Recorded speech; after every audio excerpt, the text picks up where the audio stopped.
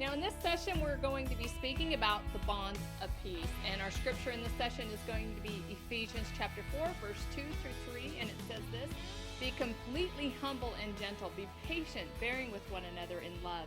Make every effort to keep the unity of the Spirit through the bond of peace.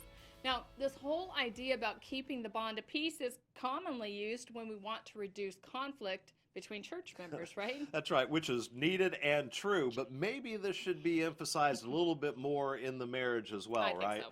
So the bond of peace comes from being humble and gentle with one another, or rather, it says completely humble and gentle. Now, if you want to bind peace to your marriage, then both people need to adopt complete humility and gentleness. That's true. And if both do not accept this, then you're likely to have a domination binding you and, not the bond of peace between you, which is what we all want. Now, let's explain what we mean by this.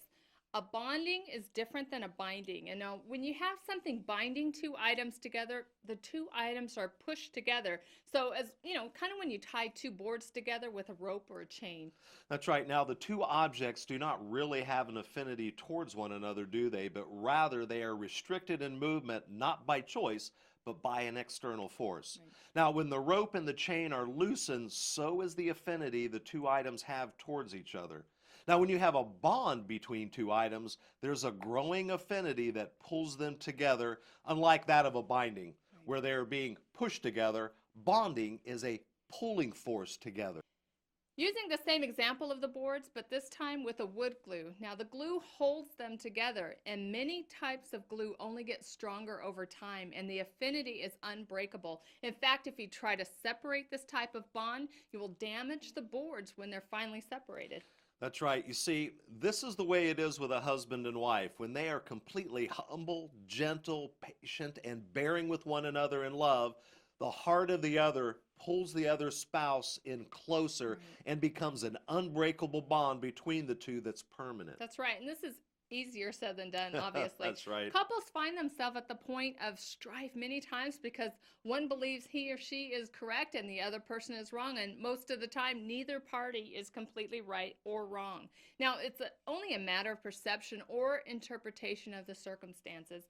And the problem is one person may be more committed to being correct about a circumstance than with keeping the bond of peace in their relationship.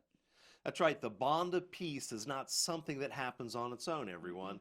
Couples can learn through trial and error how to resolve differences peacefully, of course, or they can have an intentional strategy in place that help them resolve differences.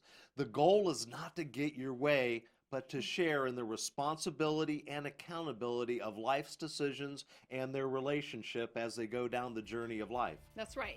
The bond of peace is achieved, and it's not dependent on being correct or wrong, but on how you navigate life together.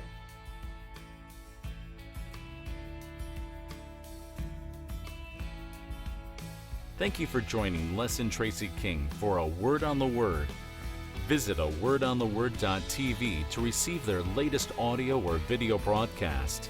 A Word on the Word is sponsored by First Century Ministry